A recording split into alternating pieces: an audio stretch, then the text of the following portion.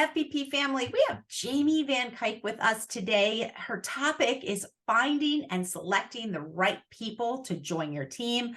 I'm really, really glad to have her here. I know so many of you have been reaching out and asking for this topic more and more as you're struggling through trying to find maybe not necessarily employees in general, but the right employee. So Jamie is here with us today as our industry expert. Jamie, thank you so much for joining the FVP team. Yes, thank you so much for having me today. Yeah. So tell us just really quickly a little bit about your background and how you got to the point where you are now at being the owner and lead strategist for growing your team. Yeah, so one thing that surprises people all the time when I share my background is I didn't come from an HR background. Everyone assumes if I'm helping people with hiring, HR has to be my background. And it not quite. I came from corporate leadership, but I was in a leadership position where the team I was managing was an entry-level team. And I had really great employees on my team. So that meant they kept getting poached to go elsewhere within the organization because I was working for a fairly large international marketing company, which seeing my employees were always getting poached, I always was hiring. And then I got tapped to help my peer managers hire because they didn't always have time for hiring. So I learned, even though our team members did the exact same thing, I learned what they needed and what was right for them because their team members worked with different sales teams and worked with different clients. And so those little differences made big differences when it came to hiring. And then through all that, I got tapped to work with our HR team on some larger initiatives where I got to learn the HR side of hiring. I loved my corporate job, but shortly after my second daughter was born, I was like, this is it. I'm following my dreams. I'm going to start my own business.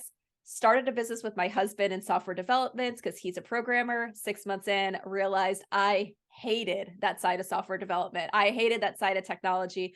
I wanted nothing to do with it, but I said, I'm not ready to go back to corporate yet. What else can I do? At that time, I was doing a little bit of side consulting and realized that I loved consulting. So I was like, this is it. I'll do something along the lines of consulting. But what should my focus be? Where do businesses need help? So I took advantage of my chamber membership I had at that time, went to every networking event that I could just to talk to people. I found myself talking to small business owners over and over and over again. And when I asked them, what are your challenges? Where would you like help? Almost everybody brought up hiring. I learned that most small business owners never hired before doing it within their own business. And if they did have experience hiring, they had senior managers and HR teams and all these other people that were helping them hire when they were doing it for someone else. Then now they were on their own.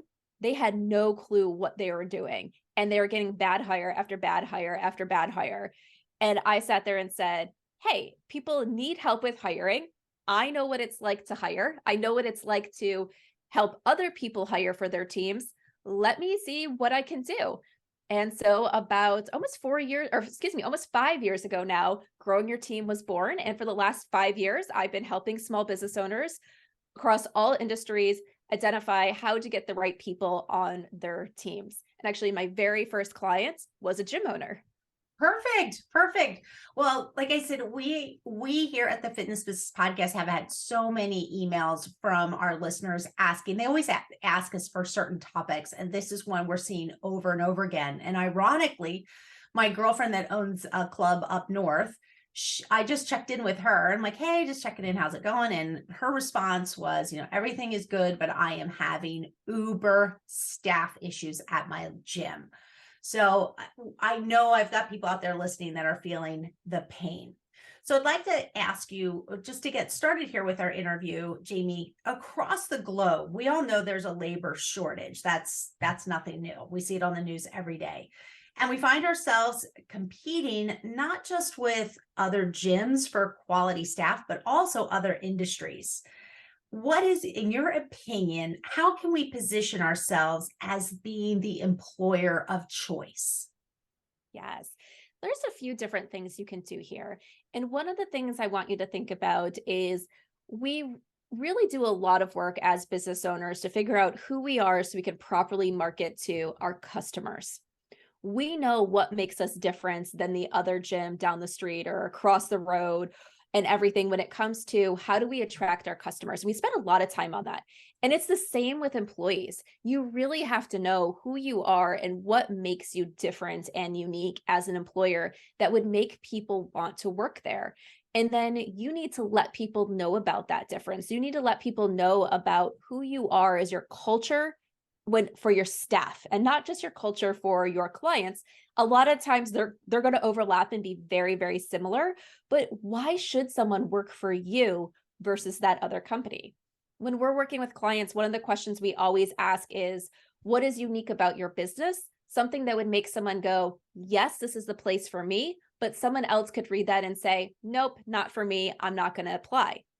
And once you know really what makes you unique, you can put that on your website. When you talk about your staff on your social media and show them off, you can have this be your theme of how we are different and what do we do for our staff and what makes it so this is the place where you want to work. Because one of the things that we always say is kind of like with marketing, if you talk to everybody, you're really talking to nobody. So stop trying to talk to everybody and talk to the person that you want to hire and focus everything around that person, and they also know your culture and what it's like to work for you. So they want to work for you and are eager to apply because they're not applying just for another job. They're applying for the job they want. You're number one on their list. What are your 4 suggestions to finding the right people when it comes to joining our teams? Yeah. So number 1 is really understanding who it is that you need. So what I mean by this is what position. So depending on where you are in business and what your role is, that might be a very easy question to answer. And sometimes else it's, I just need help. I need another body in my gym. Well, you can't just hire someone and be like, all right, now here's the tasks. I think you're going to do it. It might change tomorrow. You really need to know what this person is going to do for your business. What are the roles and responsibilities? What's the level of authority? Because all that stuff makes a difference. You're also not going to hire someone and have it be really effective if they're running your front desk, working with clients, cleaning the bathrooms, and doing all this stuff when you really want someone who's very highly skilled working with clients. Because are they, in a lot of positions, are they going to want to do all that extra stuff? But if that is a role that you need, like a hodgepodge role, you need to know that. So you go after and you market to the right person. So who is it that you need? The next thing to do is, now that you know what roles and responsibilities and what levels of authority this position is going to have, start developing that picture of your idea candidate in your mind. What background do they have? What are they bringing to the table? Who have they worked with before? Then you can build your whole strategy around finding this person. Because if you don't, once again, like going back to that, if you talk to everybody, you're really talking to nobody. Once again, it's the same with finding people. If you talk to every job hunter out there, you're really talking to nobody. So it's not enough to say, I need to hire a personal trainer. It's that I need to hire a personal trainer that fits this. And what is that this? What is it that you want them to do that, once again, could be different than that gym down the street? What is it that you want that it's going to make you happy in terms of your expectations? Because your expectations as that business owner, as that people manager, or whatever your role is going to be different than someone filling that exact same role in another location. So you need to know what you need and what your idea candidate is, so that way you can search for that person. Then tip number 3 is to write a job posting that speaks directly to that person. As I mentioned, one of my very first clients was a gym owner. And when we were working together, he had the need to hire. And he said, oh my gosh, I hate hiring. I never get any candidates. And I said, okay, well, let's start at the beginning. Show me the job posting that you used the last time you hired. He opened it. It was very, very short. It pretty much said, we are XYZ gym and we're hiring personal trainers. Apply. And I was just like, okay, that's your problem. I was like, you're not telling them anything other than that you're hiring. So that's why you're getting nobody, because no one's reading that and saying, yes, that's me. I need to apply. And what he told me was, well, I want everybody who's a personal trainer who's looking for an opportunity to apply. So that way I can then sort through all the candidates and figure out which ones I want to interview and which ones I don't want to interview. And I said, okay, well, how's that working out for you? And he said, he thought about it. That goes, well, I guess it's not because I'm getting no candidates when I go and post this. So I said, all right, see, so let's try something different. And we wrote a job posting that talked directly to the person he wanted to hire. We made sure we had a clear list of roles and responsibilities that this person would do. Because even though they're probably very similar than if they were in another position, we made it clear of this is what this job is in this gym. We posted that job out there, and in 48 hours, he had 4 highly qualified candidates for his role that applied. And the thing about it, one of the reasons why 4 was great is because once we really figured out who that idea candidate was, there was a very, very small pool of candidates who really qualified because he was looking for something so specific and a background that was so specific that most personal trainers wouldn't qualify for this position. But once we spoke to the right person, he was able to get 4 highly qualified candidates applying within 48 hours. And the next time he had the opportunity to expand and add a new personal trainer to his list of employees, he said, wow, that was so easy. I know I'll be able to find someone this time. So it completely changed things just because we changed that job posting and spoke to the right person. And then number 4, so after you go through all that, you get those candidates coming in. It's really creating interview questions that are going to uncover the right thing about a candidate. So you have that idea candidate in mind. Well, how do you determine if this person who you're talking to is that idea candidate? So we create interview guides with our clients, and we work with our clients to really teach them that every question you ask should produce information of value. And it's information of value because it helps you identify if this person is your idea candidate or not. If you're going to ask a question that doesn't connect back to that idea candidate profile, then it's a waste of your time and it's a waste of the candidate's time. So let's cross it off the list and focus on only what matters. So that way you can narrow your applicants down to the right person for you to hire. Wow, great advice, Sarah. I like that very much. But I have to go back to number 3 because I really relate to that Yes. one. And again, just recently I was talking to somebody and they were telling me about a job they were applying to, and they were so excited because she was like, I'm telling you, Dory, that job description is me. It spoke right to me. She's like, the whole time I read the job description, I was like, that's me. I'm the person. So they obviously did a very good job putting in there exactly who they were looking for. And obviously my girlfriend felt that she was their person. So yeah.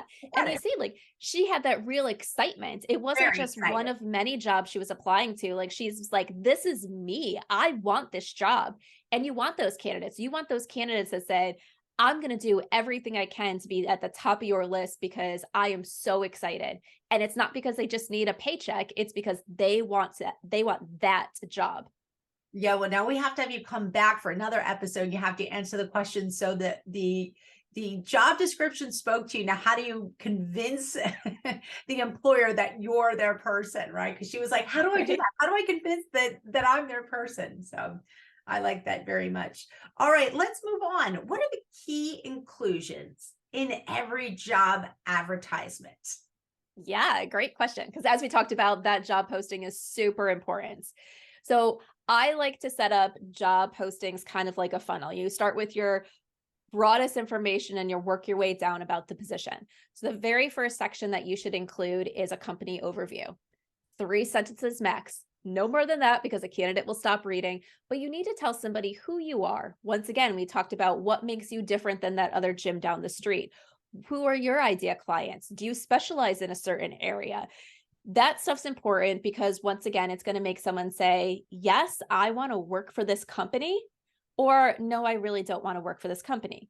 So after you get them nodding their head along that says, yes, this is a place where I can see myself working, then we do a brief description of the role. So we have a job overview. Once again, 3 sentences max because the candidates will stop reading anything more than that. The first sentence is just a quick 1-sentence summary of the responsibilities of the role. So how can you describe that role in 1 sentence? Your next 2 sentences are who your idea candidate is. So we use sentences like, this position is right for you if the idea candidate for this role is, and we spell out clearly who is right for this position. So what is their background? What excites them? What type of clients do they like working with? And things about that we really figure out when we created that picture of that idea candidate, what makes up that idea candidate, what is important, and we lay it all out there. So once again, people can be nodding their head along to say, okay, I want to work for this company. Yes, they're describing me. Let me keep reading. The next section is a bulleted list of the job details. What are the roles and responsibilities? And one thing I'll tell you with this is language matters. So you want to make sure you're clear on what is the authority and what is the responsibility of each thing you're listing there. So for example, helping with clients is completely different than leading clients through workouts. Because if someone reads helping clients, does that mean I'm helping the client or I'm helping someone else who is working with the clients?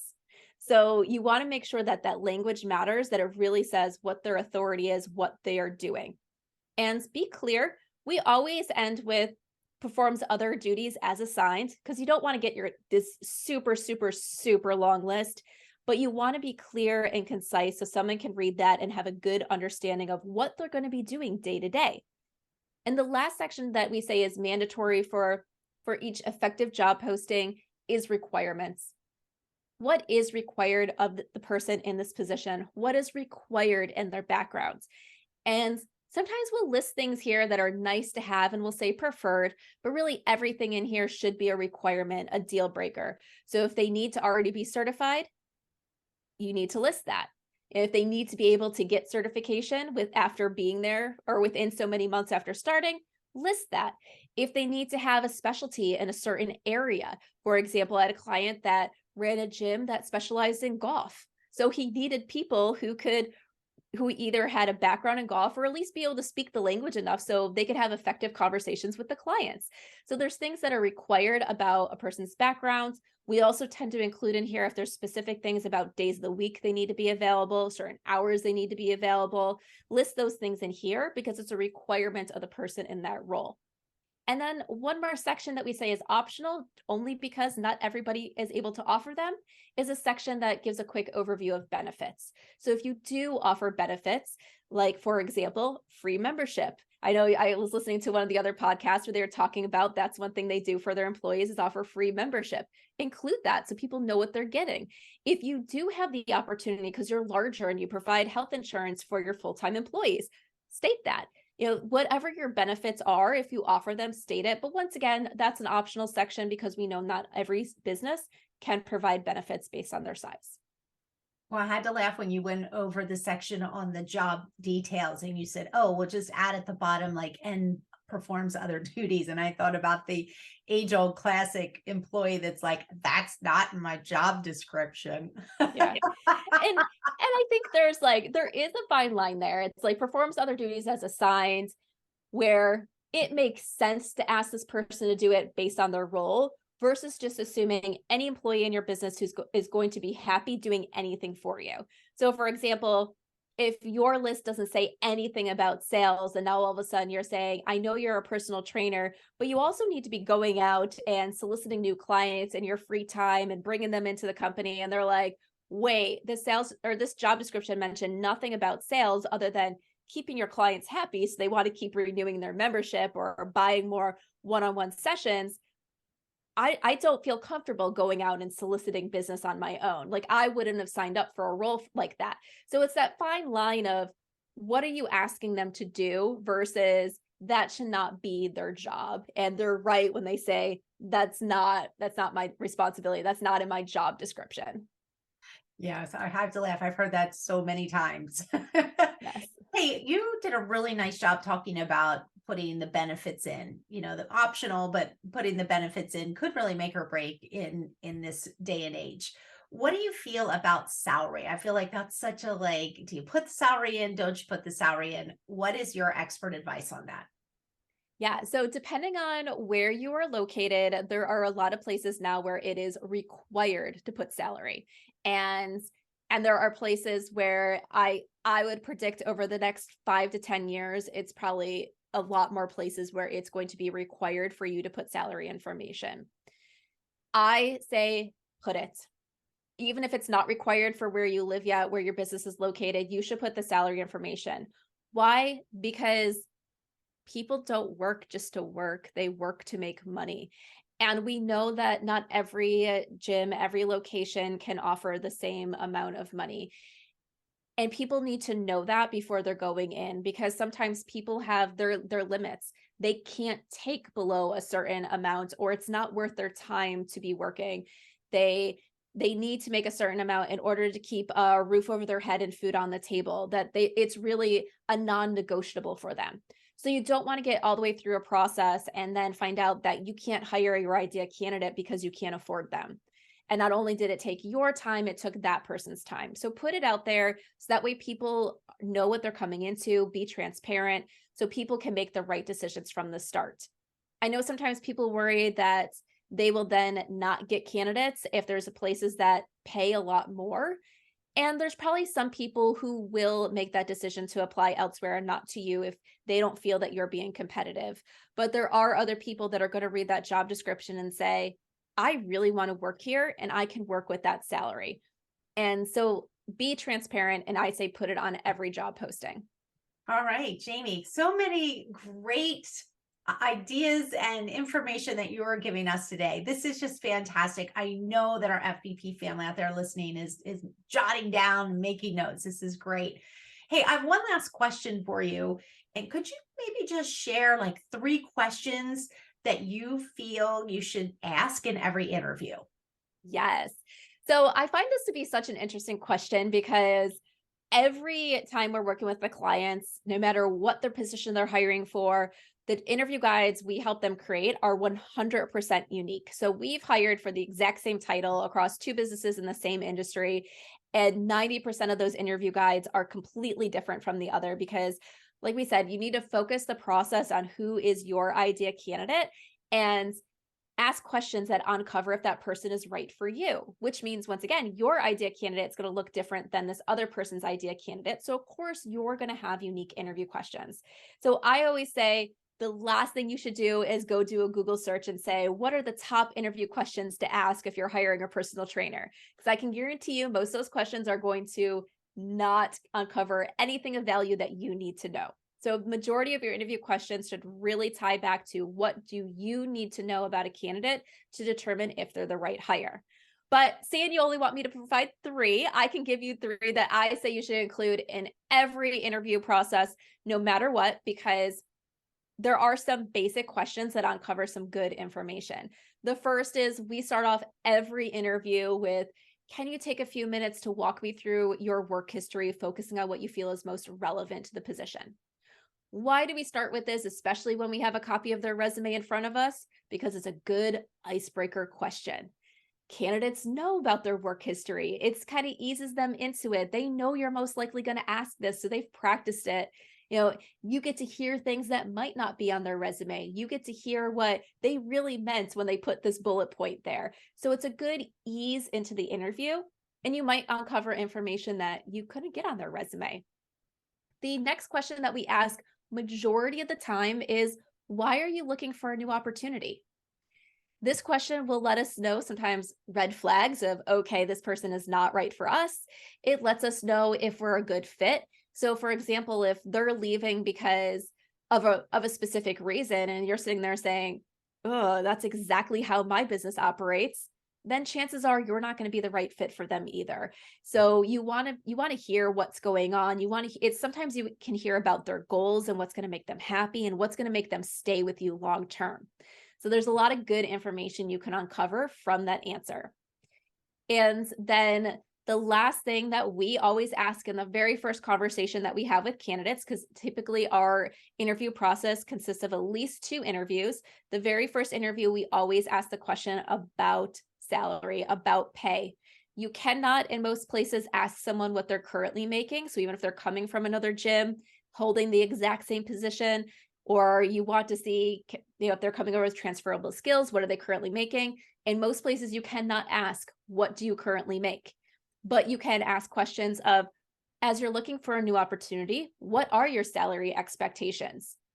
and then hear what that candidate says. Or you can ask the question of, the pay range for this position is between X and Y, and where a candidate will fall will depend on experience. Does that range match what you are looking for?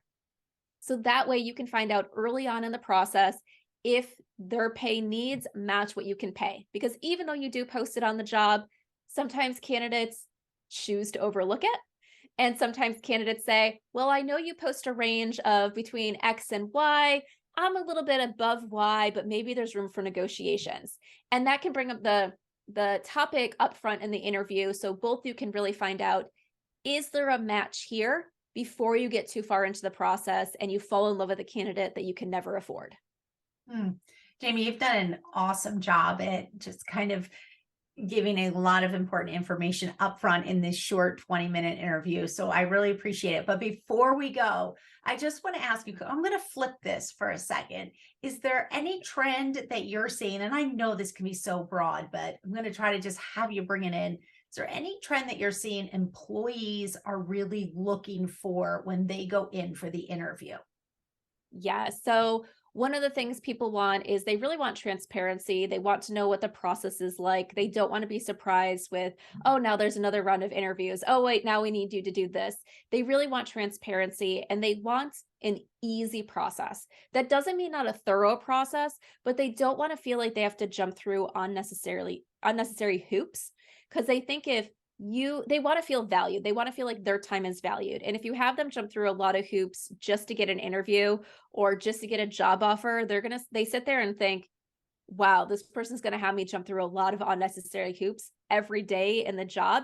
And I'm not going to do that, because there are a lot of opportunities out there. Candidates, even though things are changing all the time in the job market, most good candidates still have their pick of jobs.